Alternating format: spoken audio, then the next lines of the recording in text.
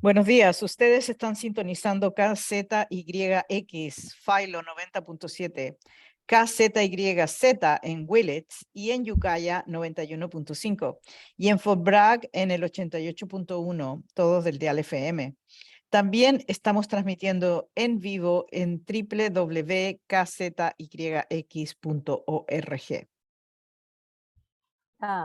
Buenos días, yo soy Diana Coria. Bienvenidos a Mendo Latino. Buenos días a todos, soy Loreto Rojas. Mendo Latino es un programa radial en el cual discutimos temas sociales, culturales, políticos y más. Es una radio hecha local con pertinencia nacional e internacional, en español y bilingüe para la comunidad latina y diversa. Nosotros transmitimos el segundo y cuarto lunes de cada mes a las 9 de la mañana. Les invitamos a visitar nuestra página de Facebook y el canal de YouTube, donde pueden acceder las grabaciones a todos nuestros programas de radio. Nuestros programas también están en la forma de podcast. Solo hay que buscarlo en KZYX Public Affairs Podcast y en todas las plataformas.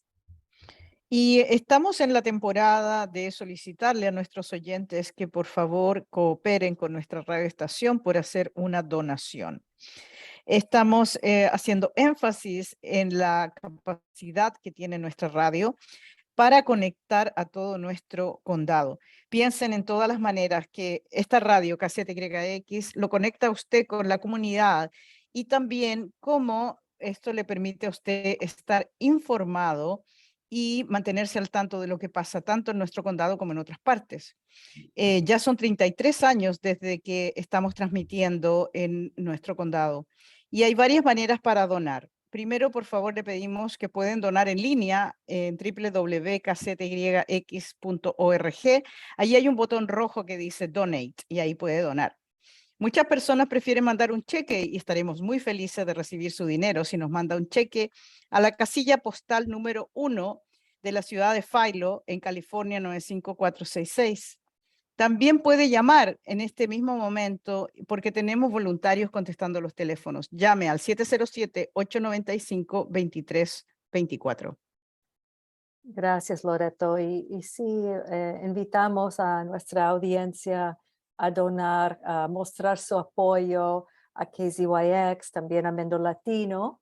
Y pueden llamar todo el día. Y hoy, de hecho, estamos pregrabando el programa. Hoy, ¿sabes, Loreto, que es el cumpleaños de KZYX? Está cumpliendo los 33 años el sábado 15 de octubre. Y ahora estamos pregrabando un programa que va a estar en el aire el 24 de octubre. Sí, feliz cumpleaños a nuestra querida radio y por favor, mándenos regalitos porque necesitamos realmente continuar en el aire informando a la comunidad. Mendo Latino es uno de los primeros programas en español de nuestra radio y hoy continuamos con muy interesante programación y tenemos a dos de nuestros vecinos, Carlos Jacinto y su padre Jesús Jacinto. Buenos días, bienvenidos a Mendo Latino. Buenos días. Buenos días. Sí, conocimos a Carlos y su papá en una reunión de Community Foundation. Y Loreto y yo estamos tan impresionadas porque estaban compartiendo el trabajo de recolección de la historia de su familia y también el trabajo de su papá en Ukiah con el Concilio Latinoamericano. Y de verdad, creemos mucho en Mendo Latino que la historia es tan importante y especialmente ahora mismo la historia de la latinidad en nuestro condado de mendocino ha sido casi totalmente invisibilizado. Y Loreto y yo estamos en la costa, estamos muy enfocados ahora en grabar muchas historias. Y de repente encontramos con Carlos y su papá que están haciendo trabajo hace muchos años. Estamos tan agradecidos y por eso le invitamos de una. Sí, entonces, Carlos, queríamos empezar conversando de que usted creó esta historia de su familia, ¿no? Que se llama Sueños, Luchas y Victorias. ¿Y nos puede contar un poquito cómo fue que a usted se le ocurrió hacer eh, recolectar estas historias de su familia? Sí, de antemano, muchas gracias por la invitación. Para mi padre y para mí es un honor compartir parte de nuestra vida y como comentó usted, parte de nuestros sueños, nuestras luchas y victorias. Y lo que se hace de corazón se hace sin planearlo a veces. Y este proyecto simplemente seguí mi corazón en cada decisión pequeña, en cada paso pequeño. No es una decisión grande de un proyecto grande, sino que son pedacitos de nuestras vidas que se fueron moldeando, pero siempre con esa nostalgia por el ayer, con esa nostalgia de lo que era nuestro México, la nostalgia de las familias latinas cenando juntos, ah, con un solo empleo, mamá en la casa nutriéndonos, ¿verdad? Y hoy en día es un mundo muy diferente que se extraña. Yo extraño la música del campo. Siempre que escucho los grupos como Las Jilguerillas, Los Alegres de Terán, se me alegra el corazón y me regresa a esa parte de mi infancia donde era todo más, ¿cómo se podría decir? Con respeto y sano, ¿verdad? Las personas más había más inocencia, siento yo, ¿verdad? Y ahorita es un mundo muy diferente. Eh, Carlos, perdón, cuéntanos de qué parte de México son ustedes, para bueno, ubicar un poco. para empezar, sí, mi nombre es Carlos Jacinto, yo nací en Santana, California, en el sur de Los Ángeles y en un rancho que se llama El Toro. Mi padre me cuenta historias porque yo no me acuerdo. Él nos trajo a Ukiah cuando yo tenía 1 año de edad, como muchas familias mexicanas siguiendo la cosecha. Le llamamos las corridas, ¿verdad? Y venimos y nos trajo mi papá aquí a La Pera, al rancho de los Thomas. Alex R. Thomas era la compañía en Ukiah que tenía mucha pera, muchos ranchos. También tenía el empaque muy grande aquí en Ukiah que empleaba a muchas personas y mi papá nos trajo a un rancho que se llama Home Ranch. Cada rancho tenía su nombre. Y el nombre me encantó, se llama casa, ¿verdad? Y realmente fue nuestra casa. En este rancho yo estuve viviendo hasta que me casé y hasta poquito después. Toda mi infancia fue aquí en Ukiah, en la vida del campesino y viviendo en los dos mundos. Viendo el lado político o profesional, porque yo empecé a trabajar en el gobierno y podía ver la lucha de los dos mundos, ¿verdad? Y a veces, muchas veces, las injusticias o malas interpretaciones de los dos lados, ¿verdad? Porque nadie es santo, ¿verdad? Y fue muy interesante. Trabajé para el condado de Mendocino por 27 años. El año pasado me jubilé, ya no trabajo para el condado. Trabajé para la rama de CPS, donde yo ayudaba a familias que el gobierno les recoge sus hijos y luego llegaban a nuestra oficina para aprender el plan para reunirse de nuevo con sus hijos. Y era algo muy emocional y difícil en muchas veces. De allí me fui a trabajar para salud mental y ahora estoy trabajando mucho en nuestra iglesia católica aquí en Ukiah, que es donde me crié, la iglesia católica me dio la cultura, mis padres me criaron en la iglesia y es lo que junta a nuestra comunidad mexicana. El concilio del que vamos a hablar nació en la iglesia católica porque es gran parte de la cultura también, aparte de la fe.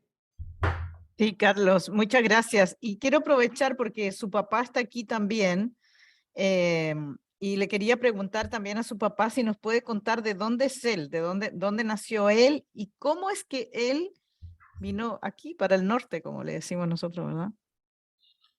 Bien, gracias por invitarnos y pues, realmente yo nací en México, en un ranchito pequeño pero muy rico que se llamaba El Ojo de Agua.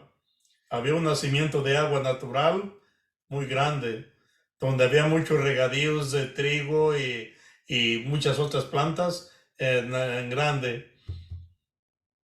¿Y en qué parte de México? En Degollado, Jalisco, municipio de Degollado, Jalisco. Y ahora es un pueblo número 1 en artesanía. No sé, hay tal vez unas 400 fábricas de artesanía, 18 diferentes colores de cantera, la piedra donde hacen las figuras y muy buenos artesanos. Pues allí trabajé yo hasta los 17 años en México. Comencé a dar mi servicio militar a los 16 años. A los 17 recibí mi certificado y decidí venir a los Estados Unidos en plan de bracero. No sé si conozcan el programa de bracero, pero allí fue mi primer venida. Bueno, la segunda a Estados Unidos. La primera era un bebé, no me acuerdo de nada, pero la segunda, a los 17 años vine de bracero. Estuve hasta el final, que fue el 64, se terminó el contrato de ese programa y ya empezó lo ilegal de cruzar con coyote, pollitos y toda la cosa.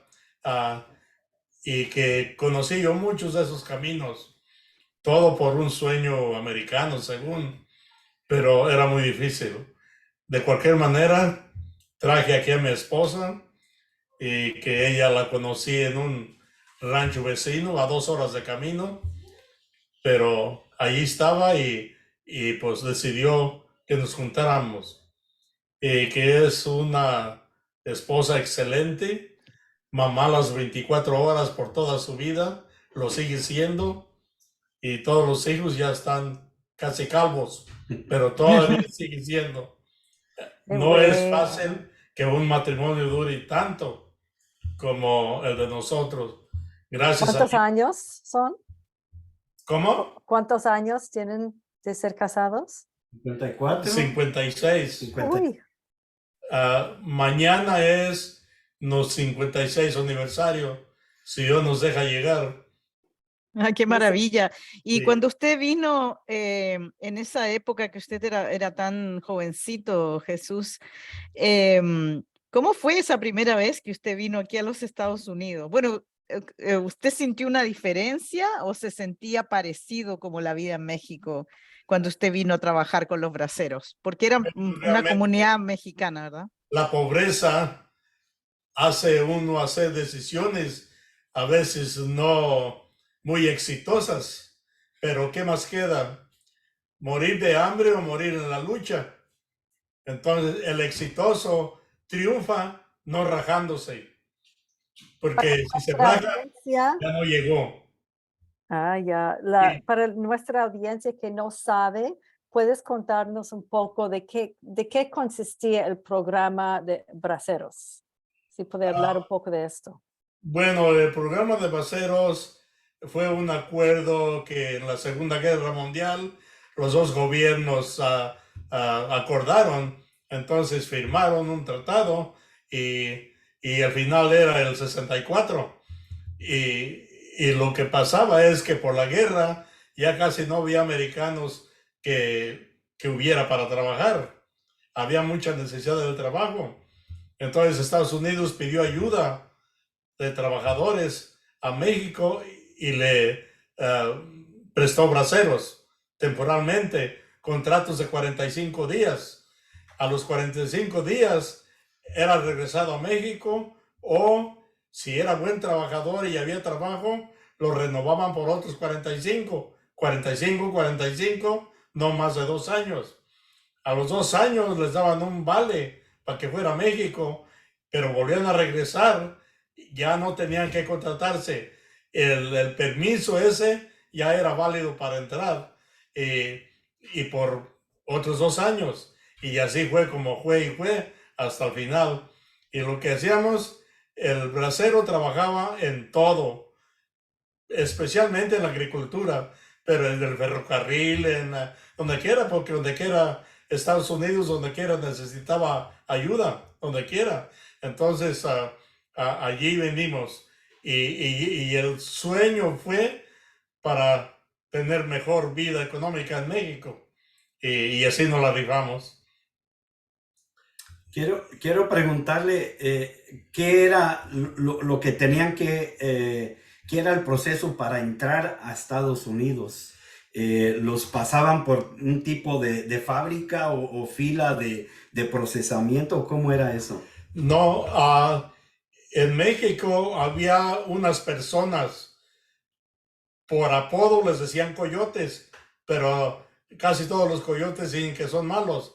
Pero en este caso, no sé, como un nickname, pero no eran malos. Alistaban la gente, el pueblo o el país mexicano se daba cuenta dónde estaban esos coyotes y iban a alistarse. Entonces, empezó en Irapuato las contrataciones, finalmente en Palme, Sonora, México. El licenciado capacitado para eso era Gustavo Díaz Ordaz, que fue presidente mexicano, muy amigo de mi papá, y mi papá era coyote. Entonces él me alistó para venir la primera vez de bracero y la segunda. Entonces llegaba uno a Empalme, era el primer físico en Empalme y enrolamiento. El que pasaba el físico allí ya era transportado en un tren a Mexicali, Baja California.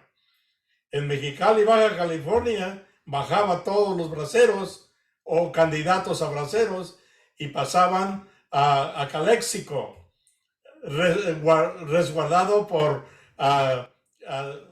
autoridades americanas, porque ya iban, ya desde cuando pasaban el primer test en Palme, ya era de allí responsabilidad de los americanos, pero no el 100%. En el centro de California era el segundo y final físico. El que pasaba allí, el último físico, era contratado, y el que no pasaba era regresado a México al costo personal. No había ayuda para nada, un sufrimiento tremendo para el que no pasaba por enfermedad. Tenía que llegar a casa de Raite, pues pidiendo limosna, qué sé yo, sin comer, sucio. Era muy difícil, muy difícil. No había tantos, pero sí había. Entonces allí, cuando pasaban de Mexicali a Calexico, era primer, ¿cómo se puede decir?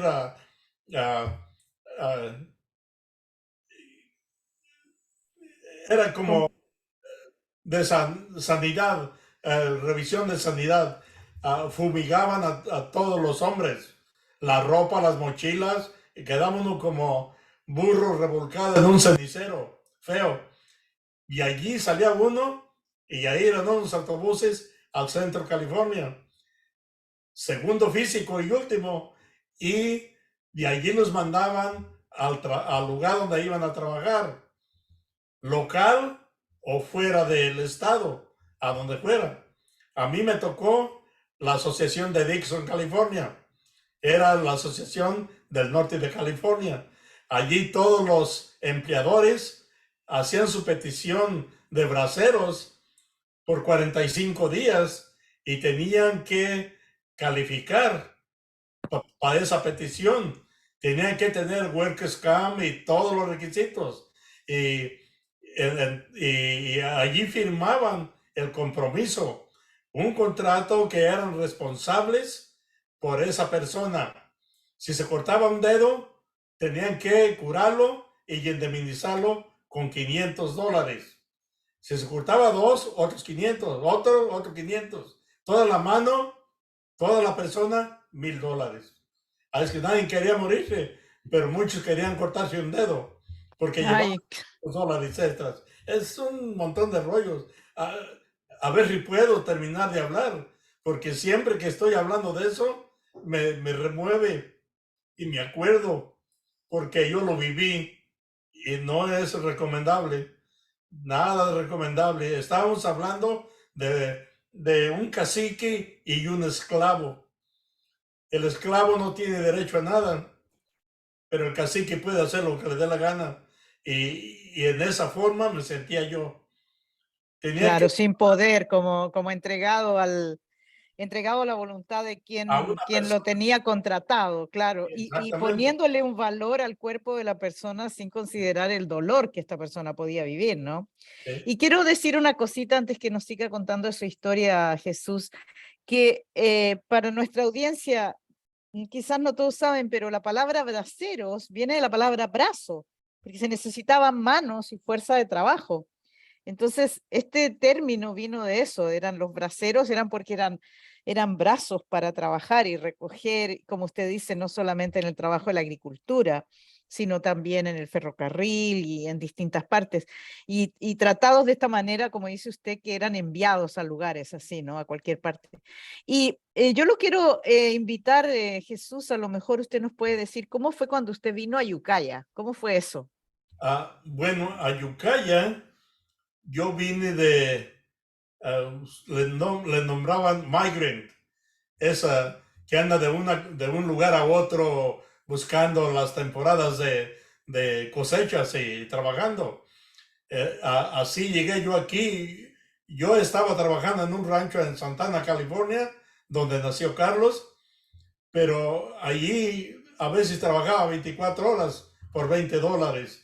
Entonces me sentía esclavo 100% y nomás aguanté 5 años y me vine de migrante con mi esposa y en ese tiempo había 2 niños y me vine con un contratista. Y ese contratista, por apodo lo decían el perro, era muy buena persona, pero su representación imitaba a un perro. Pero él se sentía bien que le dijeran así, pero muy buena persona. Con él trabajé y andaba trabajando con él en uno de los ranchos de Alex R. Thomas, que en ese tiempo era él contratista en un rancho que se llama el Misque. El mayordomo me miró cómo yo me cargaba los bens, si ustedes conocen los bens donde se piscan peras. Las cajas. Unas cajas de media tonelada. Me las cargaba pero vacías, la madera, para llenarla porque los tractoristas eran flojos y no llegaban a tiempo. A mí me interesaba el dinero porque era lo que iba para vivir. Entonces yo me las cargaba. El mayordomo general me miró y fue y le chismeó al patrón. Dije, patrón, con Arturo Ruiz se llamaba el contratista, por apodo el perro. Dijo, anda una pareja, un muchacho con su esposa y 2 niños, pero es muy trabajador. Dijo, pues dile que venga, yo necesito uno. Entonces fui y me entrevistó. Él me dio sus prioridades y yo le di las mías. Él me dijo, tienes 3 meses de prueba, si pasas el análisis, no te digo que por vida, pero puede ser por vida un empleo con beneficios.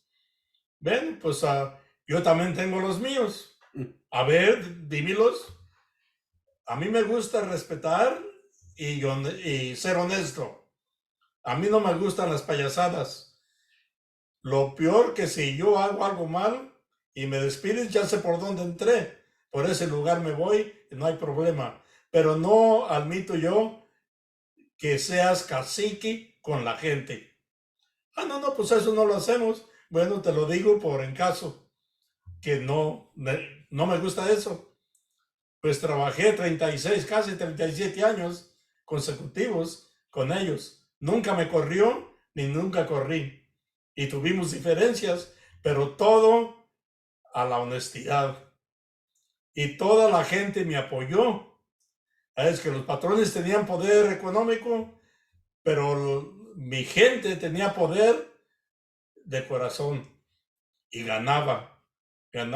Si yo miraba algo que había que pelear, no me quedaba callado. Pero si yo cometí un error, pedía disculpas y trataba de no volver a hacerlo. Y así fue como tuve amigos por donde quiera. Y quedé contento con estar allí. Es una historia grande, pero no voy a contarla toda. Yo sí quiero agregarle un pequeño recuerdo de todo eso que dijo mi papá. Como su hijo, yo tengo recuerdos, siempre esperaba el verano con muchas ganas porque llegaban los migrantes y familias cada año que uno conocía. Mi mamá trabajaba en la cocina, le hacía de comer a todos los trabajadores y mi papá ayudaba lavando los trastes y ayudándole allí también, ¿verdad? Pero siempre nos preocupábamos porque mi papá es directo. Y nunca sabe uno qué trabajadores llegan, de todas partes del mundo pueden llegar. Y y él era fuerte y le dije, papá, tiene que hacerlo más blandito. No, si él anda tomando alcohol y no deja dormir a los demás, tiene que parar. Y así fue. Y como resultado, a la mayoría de los contratistas no son queridos por los trabajadores. Es como opuestos, ¿verdad? Metas. Y nunca había escuchado yo en mi vida que los trabajadores le hicieran un reconocimiento al foreman, al mayordomo. Y a mi papá fueron y entre todos los trabajadores le compraron un reloj de bolsa bien bonito, de pocket watch, y le hicieron un reconocimiento, una fiesta. Se reunieron todos a agradecerle y a presentarle ese regalo de corazón. Y no, hombre, todavía me acuerdo de ese día y Tremenda fiesta que debe haber sido, ¿no? pues Claro, y qué orgullo, Carlos, ¿no? Que uno tenga un papá así, que sea tan respetado por su estilo de vida, ¿no? Por la manera de tratarse los unos a los otros. Pero tenemos más preguntas, Diana. adelante. Sí, bueno, yo tenía una pequeña primero, que yo siempre escucho sobre los braceros, pero había mujeres que invitaron, porque como ustedes dijeron que habían todo tipo de trabajo, yo entiendo que era mayormente labor bien pesado, pero también habían fábricas, yo me acuerdo, bueno, no me acuerdo, no habían nacido, pero de las historias que también durante la guerra, también fue cuando las mujeres entraron en las fábricas en los Estados Unidos porque no los hombres estaban en la guerra. Entonces, ¿había mujeres mexicanas que llegaron por ese día, don Jesús? Que yo sepa, no. En lo que yo caminé, solamente puros hombres. Y tenían que ser hombres de 17 años hasta máximo 64 años. Después de 64 años ya no calificaban por la vejez. Pero igual, parecía un trabajo tan, me sorprende que fue hasta 64 años, porque eso sí es maduro, es mayor para hacer esas labores. Pero no sé si por la necesidad de Estados Unidos o por lo que haya sido, aceptaban máximo 64 años. A los 64 ya no podían, ya no calificaban para, aunque fueran las mejores personas, ya no calificaban por la edad, porque ya no estaban disponibles a cualquier trabajo. Tenía que ser un trabajo donde calificaran, que no se lastimaran, y ya no calificaban. Y menores de 17, pues también tenían miedo que se lastimaran y no había tanta experiencia ni tanta responsabilidad. De sus reglas del gobierno mexicano y americano no las supe, pero sí supe el sistema de enrolamiento, trabajo cómo trabajaba uno en los ranchos, qué servicios les tenían y cómo la pasaba uno. De eso sí, lo viví.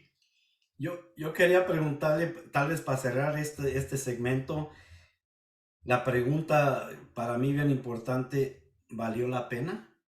Es una pregunta. ¿Valió la pena sentirse esclavo con cacique, que lo fumigaran encuerado casi cuando entra uno como cattle, como ganado?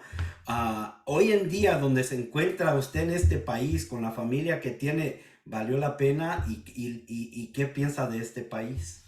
Claro que valió la pena, porque al venirme aquí, económicamente cambió mi vida. Pude poner en la escuela a toda la familia, a todos los hijos, y cada uno tuvo lo que escogió. Entonces, a todos los apoyé igual, pero yo siempre les decía, yo quise ser ingeniero arquitecto. Estudié yo un año a tiempo completo y medio año parte de tiempo. Y en ese tiempo me dieron el certificado de primaria en México, pero realmente me considero sin estudio. Por la pobreza no pude. Dije, yo los voy a apoyar hasta lo último, lo que yo pueda. Y lo hice, gracias a Dios, y nomás yo trabajé. Mi esposa no trabajó, pero trabajó más que yo.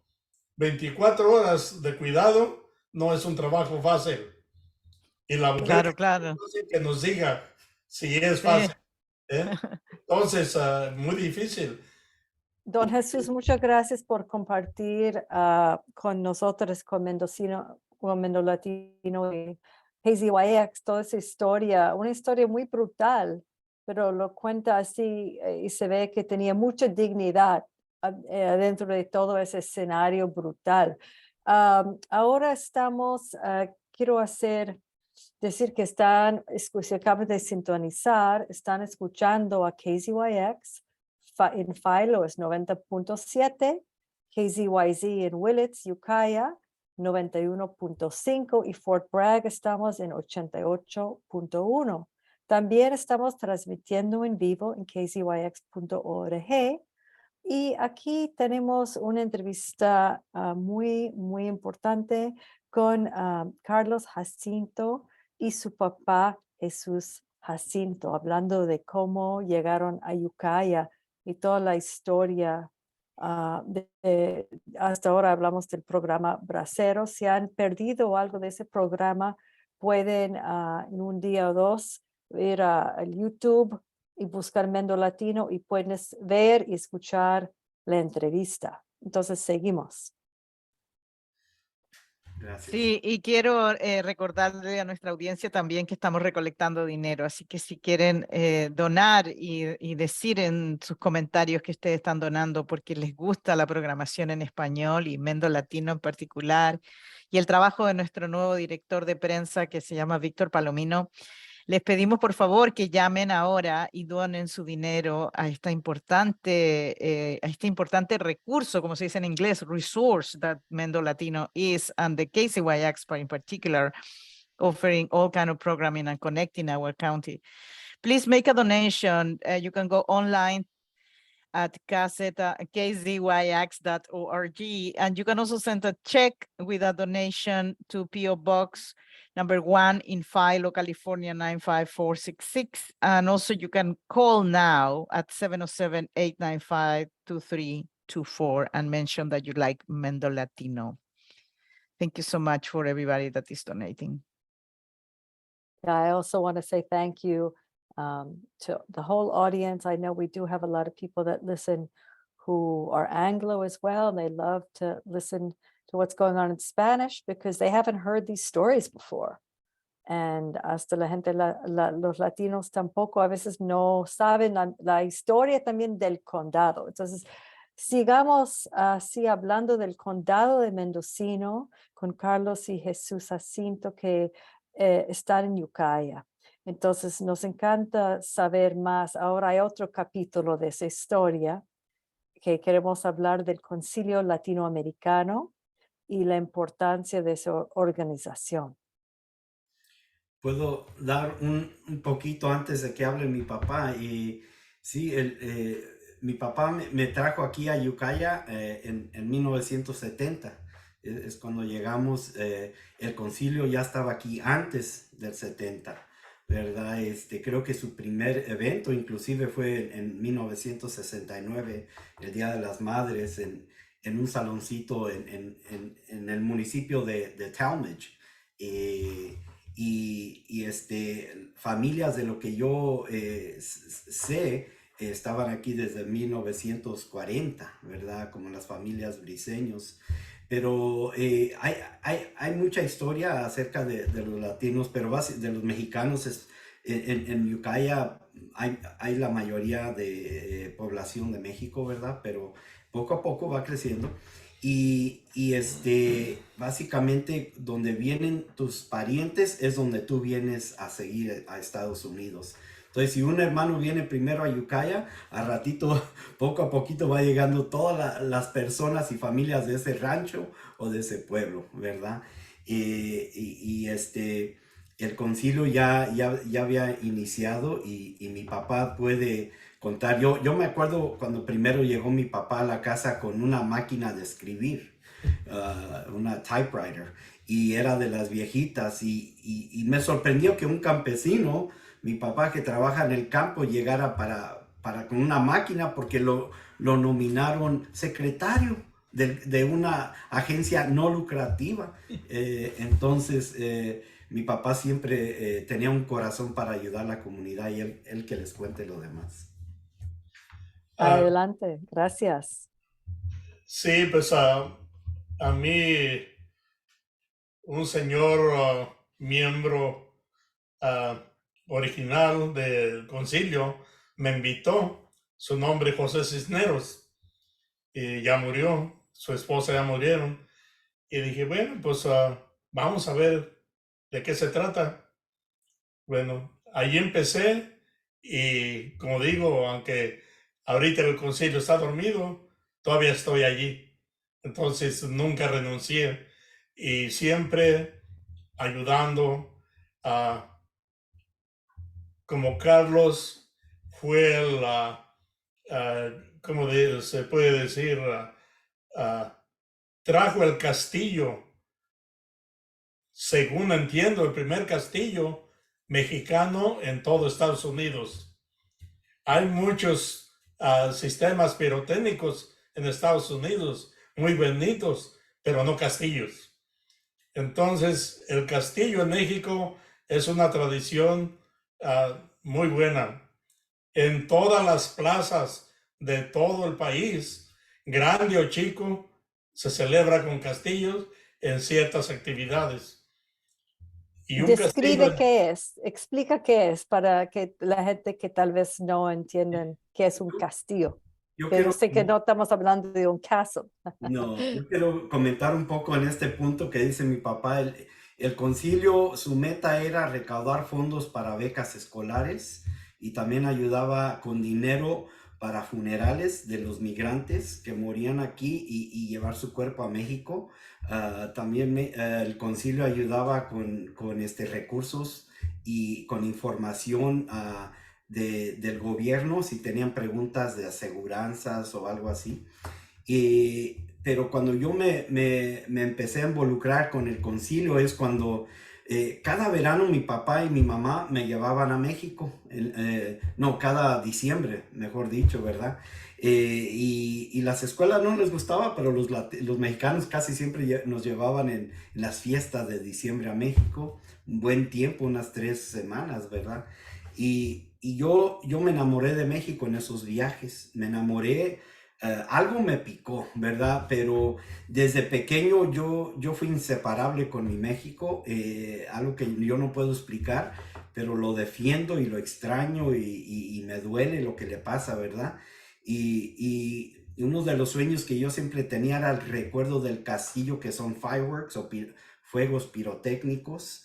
Que se pone un poste como el poste de la luz aquí en Estados Unidos, en un eje, ¿verdad? Y se levanta el poste bien alto, unos 40 pies. Cuando está acostado el poste, se ponen ruedas de bambú, de carrizo, y se llenan de luces como car flares, de cohetes. También que los cohetes son los que la hacen que den vuelta las ruedas. También en México se hacen figuras de la Virgen de Guadalupe, entonces se van prendiendo los fireworks y se hace una imagen. También hacen que aviones se muevan de una torre a otra, muchos efectos. Y también dos pedazos muy conocidos, la corona, que es lo que va a mero arriba del castillo, y esa vuela bien alto y luego cae, ¿verdad? Y lo otro es el torito, el famoso torito, que es una figura de una piñata con un hoyo para ponerse uno como máscara. Entonces tiene postes para detenerlo en tu cabeza y hoyos para que veas con tus ojos, y tiene las ruedas de carrizo, las vueltas que les llaman, y lo prendes en tu cabeza y empiezas a bailar con cohetes. Y en México eso era para que la gente ya se fuera, porque el torito tiene buscapiés, como feet finders, esos son como rockets, como, ¿verdad? Vuelan de allí y siguen a la gente y hasta la pueden quemar. Pero era la emoción de los jóvenes, ¿verdad? Ir a ver el torito. Yo me acordé de eso y aquí en Estados Unidos se mudó un pyrotechnician, un pirotécnico de San Diego que se llama Steve Wilson. Y Steve Wilson es el que hace los cohetes ahorita para el 4 de julio en el condado de Mendocino. Pero en 1993 o en el 92, cuando yo estaba en el Chamber of Commerce, lo encontré y dijo que él hacía castillos. Le invité a un desayuno y le dije, vamos a traer uno. Y me dijo, tú estás loco, Carlos, no se puede. Yo también pienso que estoy loco, pero dime cuál es el primer paso. Pues llamarle a los pirotécnicos en México. So we called the Mexican pyrotechnicians y tuvimos que ir a la frontera para ayudarles a cruzar con visas. Trajeron el material de México y en el 1993 aquí se hizo el primer castillo en Ukiah. La gente lloró porque nos transportó a la infancia. Y hubo mojigangas brasileños, fue un carnaval completo, eran 3, 4 escenarios que el concilio organizó. ¿Y qué estaban celebrando, Carlos? Oh, ¿La independencia o era era la fiesta de la Virgen de Guadalupe? ¿Cuál era? el 16 de septiembre, El ¿verdad? 16 de septiembre, claro, sí. Y había reinas de las fiestas patrias, todo organizado por el concilio. Les di muchas canas a la tesorera, the treasurer, cada día le traía más gastos. Fue un gasto muy grande, un sueño muy grande, como dije, el sueño, la lucha y la victoria, ¿verdad? Se luchó mucho y tuvimos la victoria. Después se trajo el torito. En ningún otro lugar en Estados Unidos se ha quemado un torito excepto aquí. Y todavía hay gente que recuerda ese día. Trajimos el castillo 5 años, pero ya después me casé y ya no pude dar con el tiempo y las responsabilidades. Pero el concilio fue el que me ayudó con ese sueño y organizó todos los recursos para recaudar fondos para becas escolares. Qué bonito el trabajo, Carlos, porque en el fondo también aquí lo que pasa, yo estaba leyendo el documento que existe de esta persona que hizo una investigación sobre el concilio y me siento tan identificada porque muchos nosotros de los latinos venimos aquí, no tenemos mucha familia. O bueno, algunos tienen suerte y vienen con sus esposas o sus esposos y niños y tal, pero muchos otros de nosotros venimos solitos. Y la verdad es que tener la oportunidad de juntarnos para estas fiestas y ver cosas que nos recuerdan nuestro país es muy gratificante. Así que me imagino también que la alegría de poder recrear una fiesta tan tradicional de México debe haber sido una cosa. Nosotros vimos el video que tú mostraste porque hay imágenes de esas fiestas, ¿verdad? Pero queremos continuar conversando de estos temas y estaba diciendo tú antes y tu papá también estaba diciendo que el concilio está dormido ahora. Entonces cuéntanos, en qué situación está el concilio ahorita? Bueno, lo que pasaba es que el concilio hacía muchas actividades grandes y todos eran en los terrenos de la feria. Pero se vino la competencia de promotores de música y traían a fiestas hasta 4 grupos grandes para competir. Y los terrenos de la feria aumentaron el precio. Y el pueblo no sabía pagar mucho dinero por las entradas para una actividad a servicio a la comunidad. Para ver un grupo famoso, aunque se quedaran sin comer, iban. Pero hubo tan seguidos que ya no podían ir aunque quisieran. No hubo ganancias, pero le hicieron daño al concilio en la competencia, porque el concilio hacía actividades para ayudar con las ganancias a la comunidad. Y si no, y resultaban casi en todas pérdidas, porque casi cada semana había actividades. Nadie podía sostenerlas, todas esas actividades. Entonces, ese fue un punto. El otro, que los miembros viejos se comenzaron a morir o a cansar. Y la juventud quería beneficios, pero no quería servir. Entonces, no había manera de cómo convencerlos. Dábamos becas. A mí, dos de mis hijas compitieron a reinas para las fiestas patrias. Ganaron. Una de ellas hizo mucho dinero, porque en ese tiempo yo era director de CHDC. No sé si conocieron a CHDC, California Human Development Corporation. Yo fui director por 16 años y tenía muchos amigos allí, políticos y de todos, y me compraron muchos boletos. Entonces eso ayudó a ganar más dinero y a que mi hija ganara la campaña. Todo era para becas u otros servicios necesitados, como habló Carlos, funerales u otros. Y yo me acuerdo en la reunión donde nos conocimos virtualmente, todavía virtual, Carlos estaba hablando que también la vida cambia, ¿no? Que hay transformaciones en no solo la comunidad, pero las formas de vivir. Y cuando usted habla, don Jesús, de que había muchas actividades, eso quiere decir que, bueno, yo sé que la gente siempre han trabajado más que duro, pero igual que había un espacio para organizar las fiestas, había gente que podía cocinar y me imagino, y es una pregunta, ¿qué tenía que ver también con esas transformaciones societales que han pasado? Si Carlos quiere hablar de eso. Y también como parte de esa pregunta, ¿cómo ven ahora el tema de autoayuda? Porque eso es algo muy común en las comunidades migrantes. Siempre hay sistemas para ese tipo de ayuda. Bueno, sí, a lo mejor alguien más conoce la costa. Yo sé que en la costa es muy caro.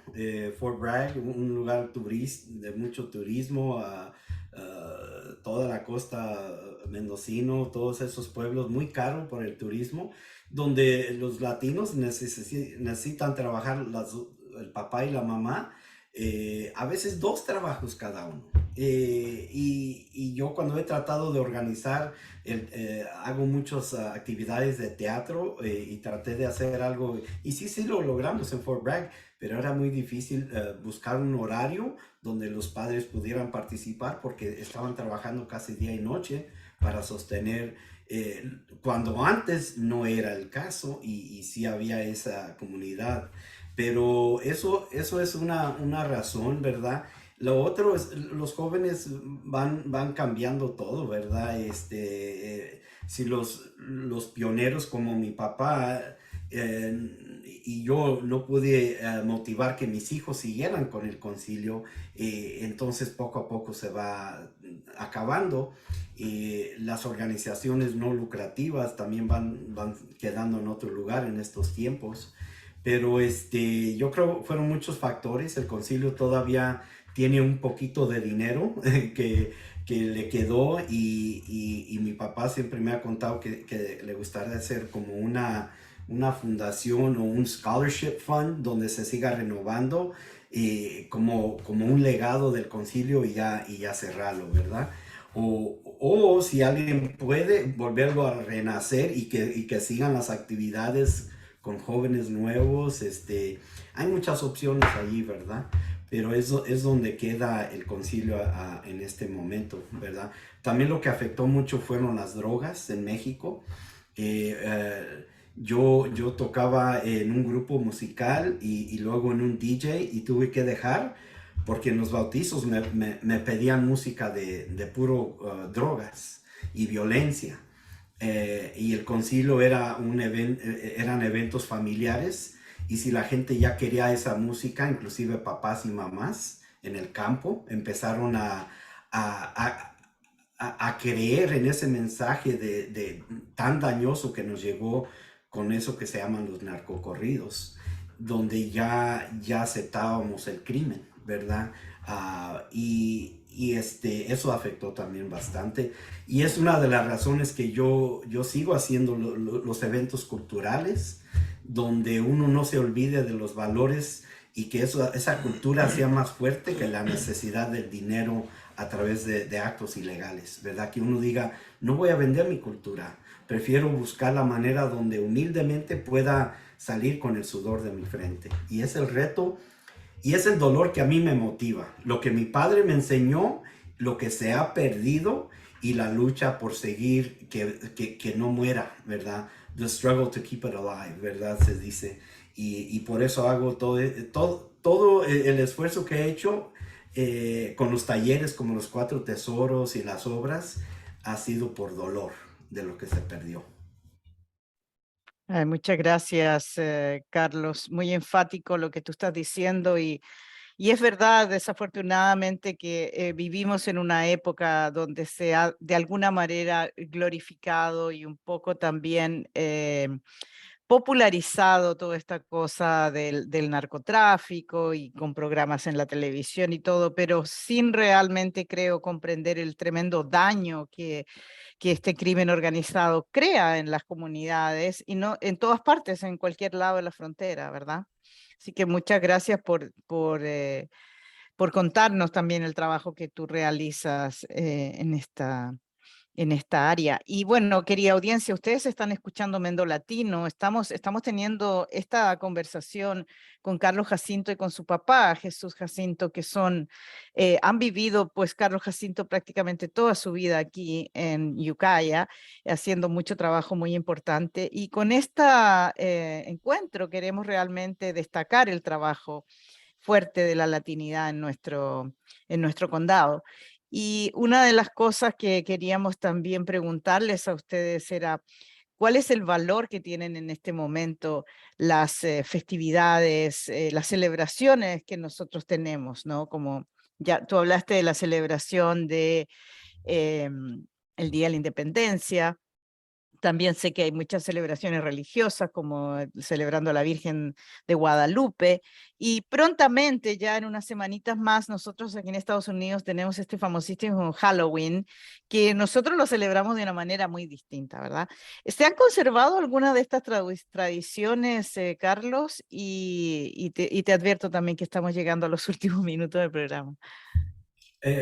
El Día de los Muertos se celebra en México y aquí también con altares. Siempre es bonito recordar a las personas que fueron importantes en nuestras vidas y que ya no están con nosotros, que sigan en nuestro corazón. Y realmente a mí me gusta cualquier razón que podamos darle para una fiesta, hay que hacerlo, porque el alma necesita estar rodeado de otras almas. No importa el color de la piel o los idiomas, pero necesitamos la humanidad que nos rodee y solamente a través de comida y música y arte se puede hacer, ¿verdad? Y ese ha sido mi esfuerzo de que a través de la cultura se acaben estas barreras de diferentes comunidades. Y como dije al empezar, para mí lo que siempre me ha dado esa fundación es, y es difícil, porque esto es una lucha para la comunidad mexicana. No puedo hablar por todas las personas, pero para mí es donde se encuentra el valor del católico, ¿verdad? Porque como católico, todavía la mayoría de los mexicanos es la religión que practicamos. Y no nomás es religión, sino es cultura, ¿verdad? Entonces, si yo dejo de ser católico, dejo toda mi celebración de la Virgen de Guadalupe, ¿verdad? Que para mí, en lo específico, y para los que se realizan, sería dejar de ser quien soy, ¿verdad? Y hoy en día estamos en un mundo que eso no es importante, ¿verdad? Que eso no se valoriza. Que si yo digo que soy católico, a veces siento que es algo de pena, que debe de dar vergüenza porque es una religión que tiene creencias no aceptadas, ¿verdad? Entonces está acabando esa libertad de ser quien somos como mexicanos, ¿verdad? Como que tenemos que cambiar quién somos para que podamos ser parte de esta nueva generación o de esta nueva sociedad. Y es un conflicto para nuestros hijos, ¿verdad? Pues muchas gracias de nuevo. Yo creo que no va a ser la última vez que hablamos. Comparten con Mendo Latino y compartimos con ustedes un amor por la historia y también historia con dignidad y contar. Y queremos acordar a la audiencia que pueden donar online. KZYX, please donate to KZYX. Mendo Latino is one of its programs. There are so many programs that keep us connected as a huge county. Y finalmente voy a agradecer de nuevo a Carlos Jacinto, Jesús Jacinto, nuestros invitados. También agradecer al ingeniero de sonido para facilitar el programa y conectarnos con nuestra audiencia. Y si han perdido una parte de Mendo Latino o quieren compartirlo con su familia y colegas, por favor, visita nuestra página de Facebook o buscar en YouTube Mendo Latino. Muchas gracias y nos vemos en 2 semanas. Muchas gracias a todos por escuchar Mendo Latino. Gracias. Hasta luego, hasta Gracias. pronto. Gracias por su trabajo.